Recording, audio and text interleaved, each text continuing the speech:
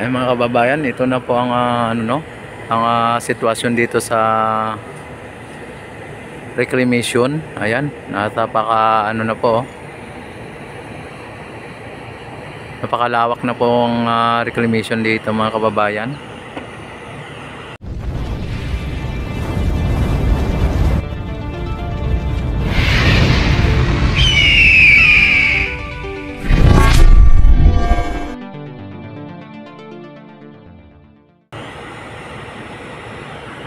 Ayan, kung inyo nakikita ay talagang halos tapos na po ang ang reclamation dito.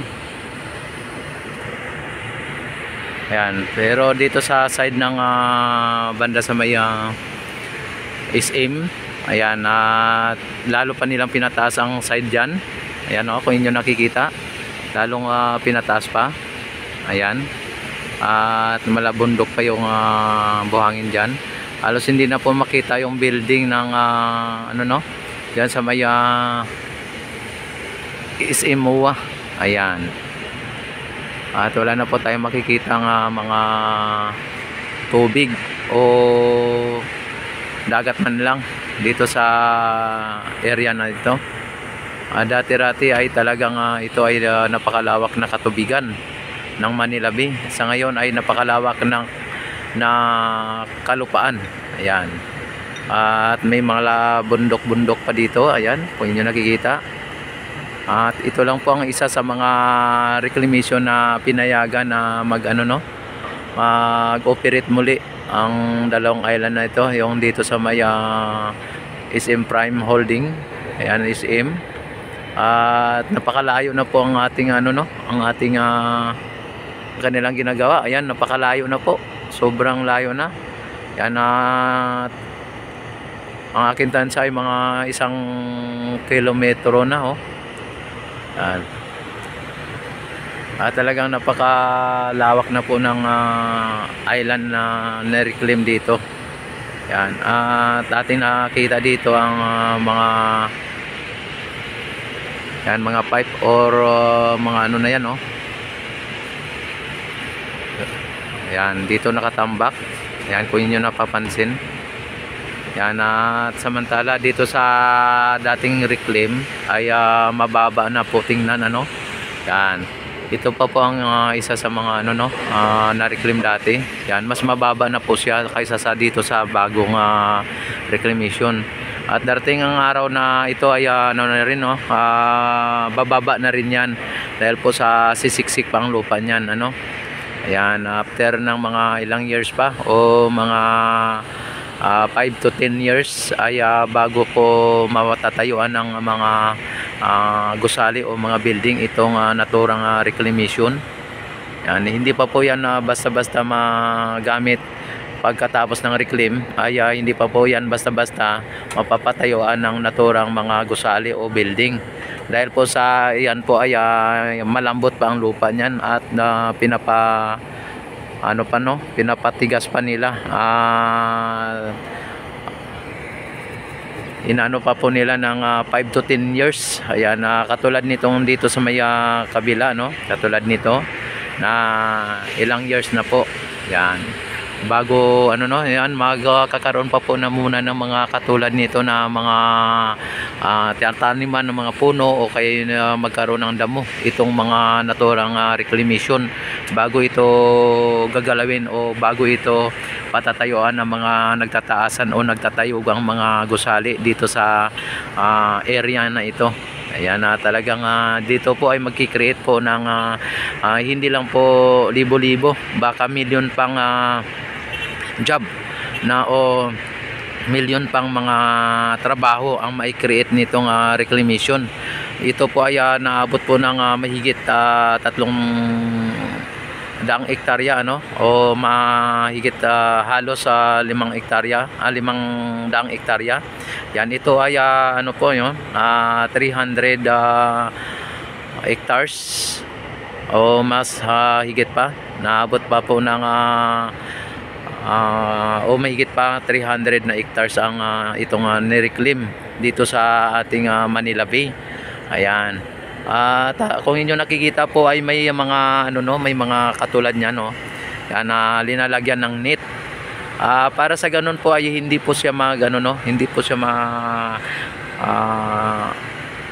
mapunta kung sa pag naulan ay hindi po siya ano no. Yan, ibig sabihin unti-unti po siyang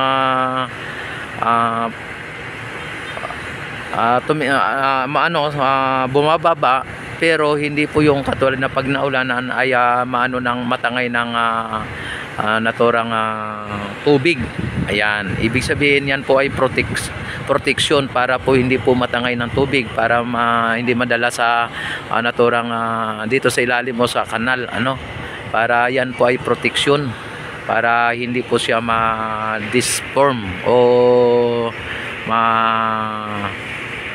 disalign kumbaga. Ayan, kung anong forma niya ay ganyan lang, bababa lang siya at bababa, hindi po siya babagsak sa dito sa mga gilid ano.